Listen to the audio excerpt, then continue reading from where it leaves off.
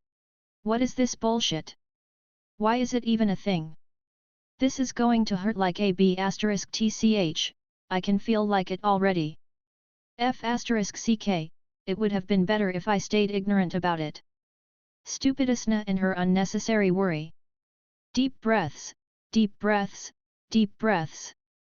It's going to last for a mere few seconds, how bad can it be? Through meditation, Felix kept trying to empty his mind from those negative thoughts.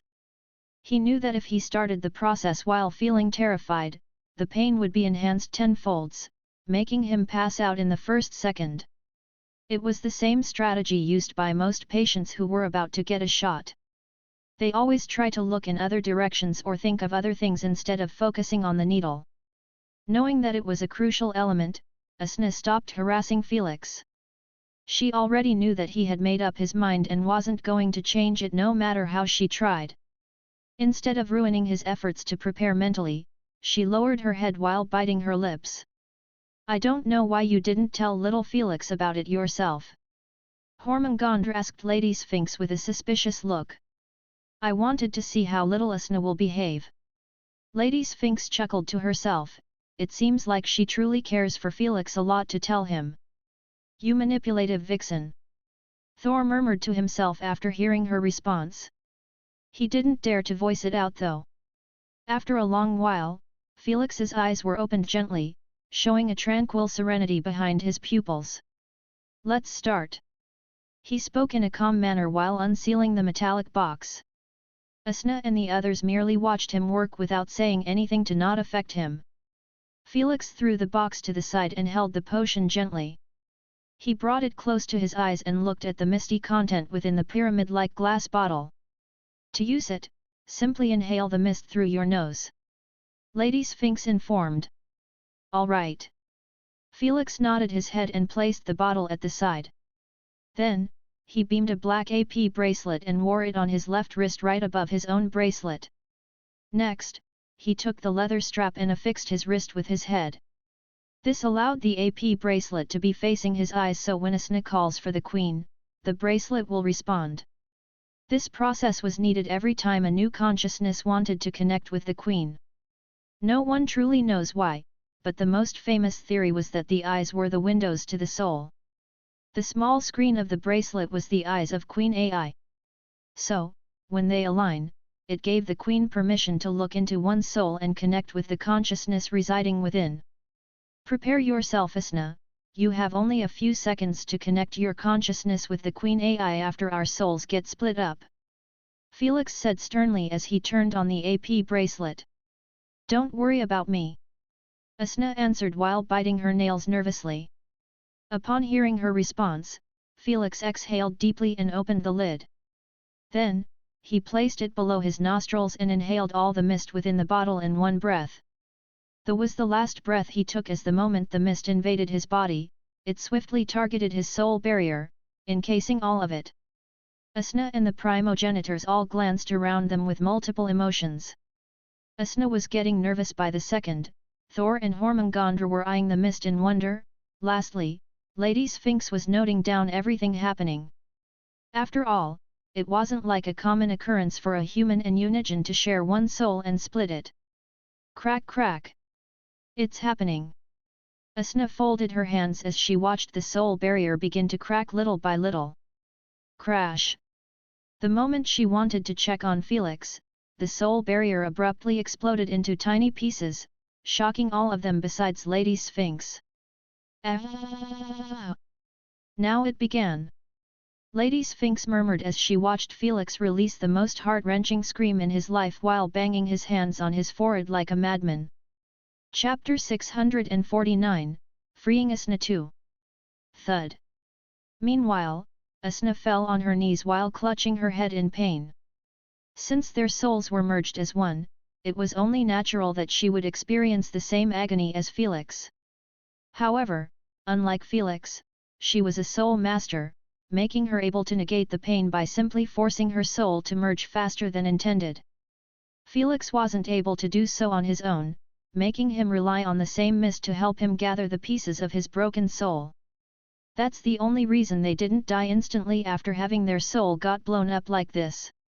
If it wasn't for the mist holding into every tiny wisp, both of them would have been doomed just like what happened in their first meeting. I need to help him. The first thing that Asna tried to do wasn't to connect to the UVR like Felix had asked her but to help make his soul be complete again. Asna! Focus! Lady Sphinx scolded sternly, the moment his soul get completed, both of your souls will merge together. When that happens, you can forget about entering the UVR in the next decade. It was to be expected that splitting a soul shouldn't be repeated right after it got merged again.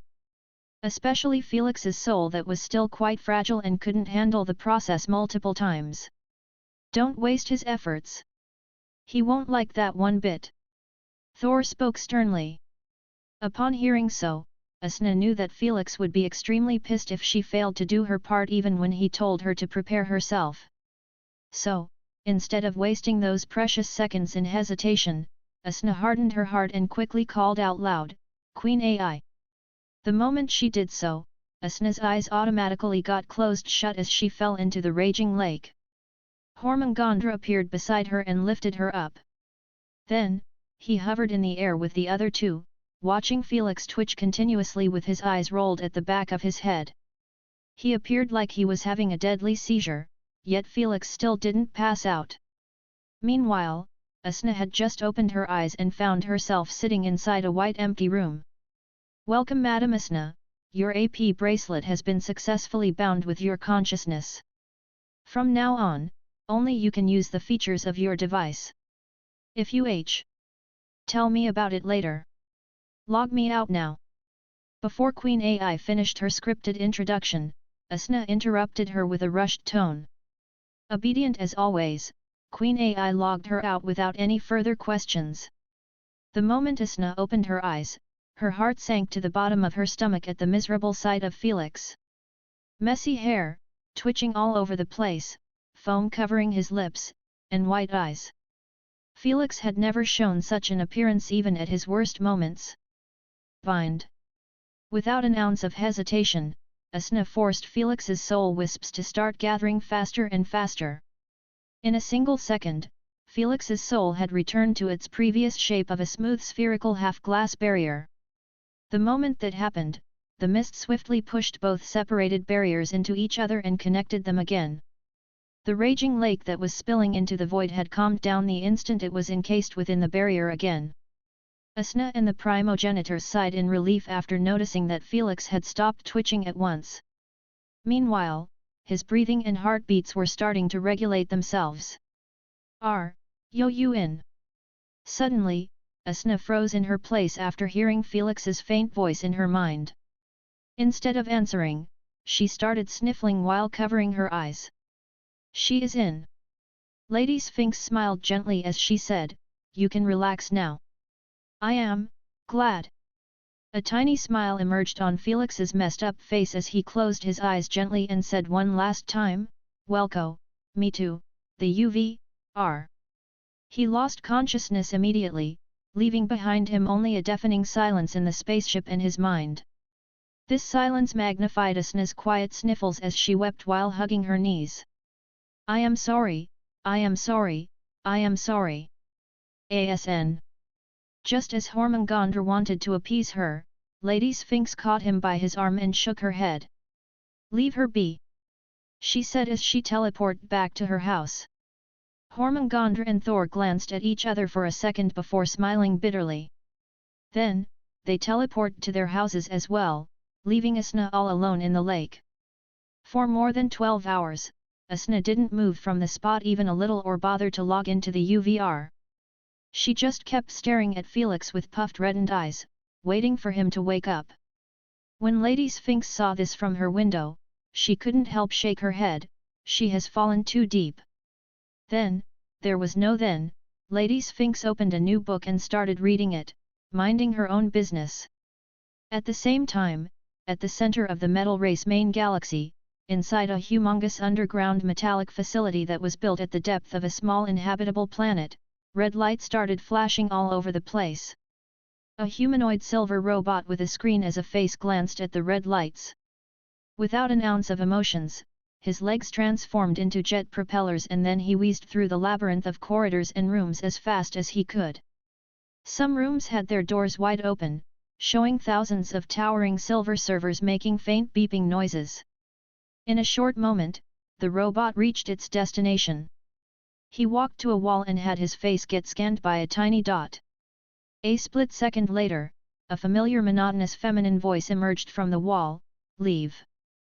But leave. The robot seemed in conflict with listening to the order given to him. He was ordered by the Supreme Empress AI to investigate even the slightest weirdest occurrence happening in the facility. That red light was one of those occurrences. Why?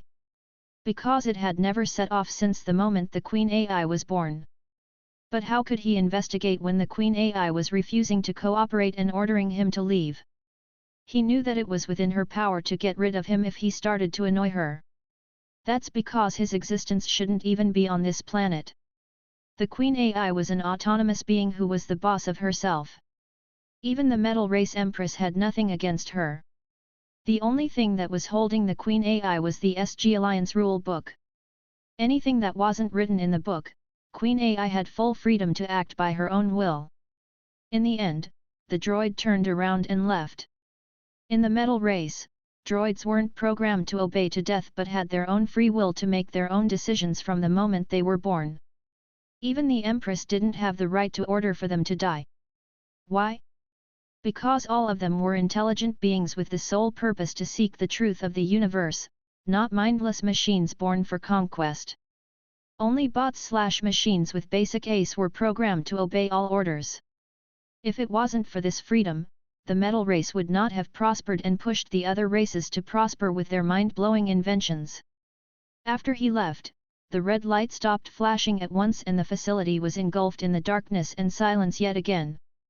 However, behind that wall, faint white light kept flashing all over the place akin to a firefly flying around in the darkness. Suddenly, it stopped at once and a green light emerged. Then, a humongous illuminated holographic list appeared out of nowhere, showing long strings of unreadable data, written in 1 and 0 and even letters.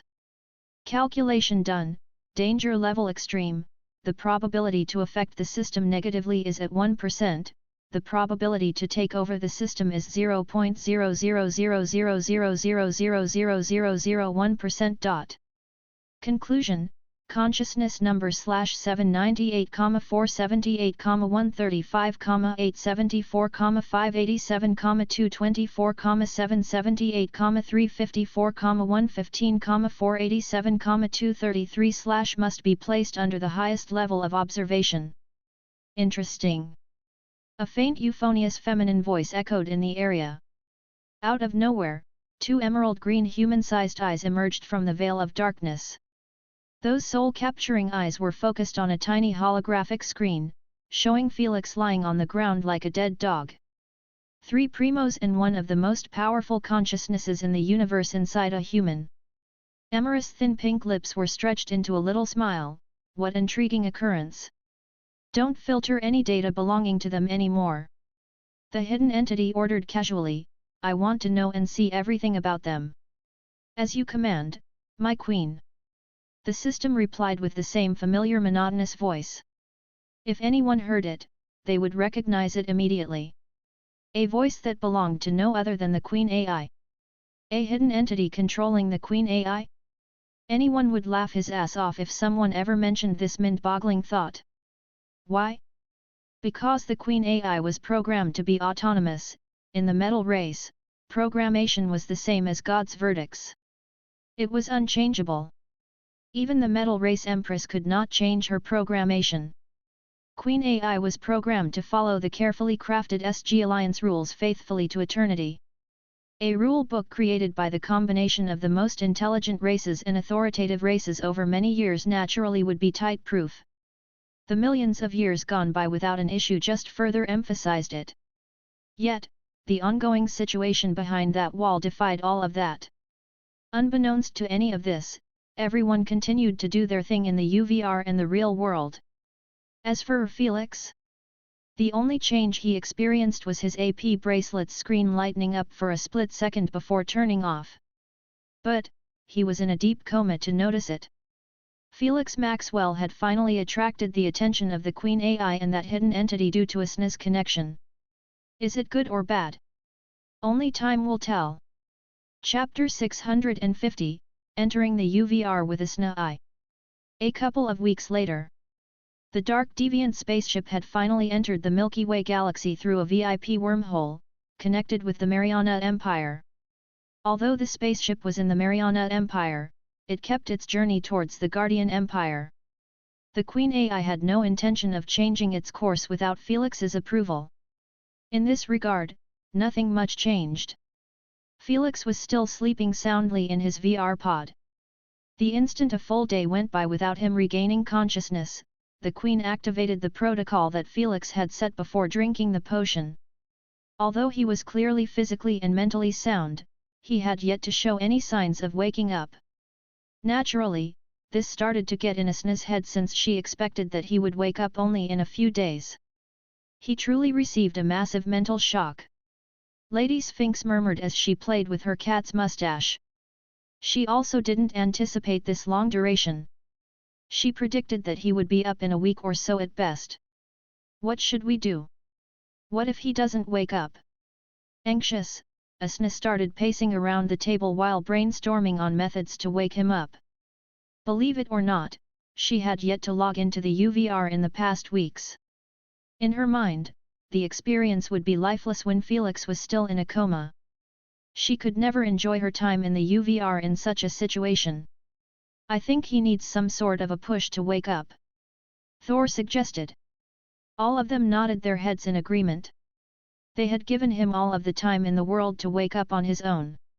It was obvious that he wasn't able to do so. They had already tried talking to him but it didn't work. Leave it to me. Lady Sphinx closed her book and placed it on the table. Then, she closed her eyes and started to apply spiritual pressure on Felix's soul.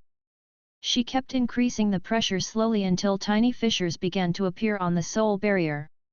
Just as she wanted to add a bit more pressure, Asna blocked her. Let's use another method. She couldn't handle seeing Felix's soul cracking again. Okay. Lady Sphinx pulled back her pressure. She also didn't want to damage Felix's soul barrier again. She simply wanted his instincts to force him to wake up due to the danger involved. Your idea is correct, but the execution isn't. Hormungandr said calmly, you lacked the most important element. Murderous intent. Thor answered for him. Indeed. Lady Sphinx agreed. Unfortunately, she lacked murderous intent since all the people who died in her hands were for the sake of knowledge. In her eyes, she wasn't a murderer, killer, or genocidal, she was simply a seeker of knowledge and truth. On the other hand, Thor and Hormungandr had honed their murderous intent to the point it could kill someone by its sheer pressure. Let me try. Hormungandr requested while standing up. He affixed his attire as he took a deep breath with his eyes closed shut. He was recalling Fenrir and his battles with the Darkin faction members, trying his best to summon his murderous intent. The moment he thought of Fenrir's current situation and the Darkin faction members who forced him into it, his serpent-like eyes were snapped wide open. Asna couldn't help but gulp in fear at the new horrifying appearance of Hormungandr. That's it, the true appearance of the Ragnarok bringer. Thor's senses tingled in excitement as he watched Hormungandr's robe flutter without any wind around. They were moving by the aura of his murderous intent. The kind and gentle Hormungandr was nowhere to be seen. In his place, only a murderous cold predator remained behind. This was the true suppressed nature of the world serpent. Felix, you either wake up now or remain in slumber for eternity. Hormungandr threatened with a suppressed tone while aiming his murderous intent at Felix. Almost instantaneously, Felix's drowsy instincts started tingling like there was no tomorrow. Felix's blood pressure started to climb through the roof while his heart started pumping high dosages of adrenaline. The heart monitor started peeping rapidly while showing that Felix's heartbeats had reached 160 and still climbing. Wake up now, you little brat! Hormungandr shouted furiously as he banged the table with his fist. Just like electricity traveling his body, the shockwave of Hormungandr's shout sent goosebumps throughout Felix's limbs as well as chills down his spine. It was the last nail in the coffin as the moment Felix felt everything at once, he could not remain in a sleep for even a second. Don't eat me, I am not as delicious as Asna, eat her. Felix murmured with muddled eyes, having absolutely no idea where he was and what was going on. The only thing he remembered was a cosmic serpent opening its wide jaw while trying to devour him.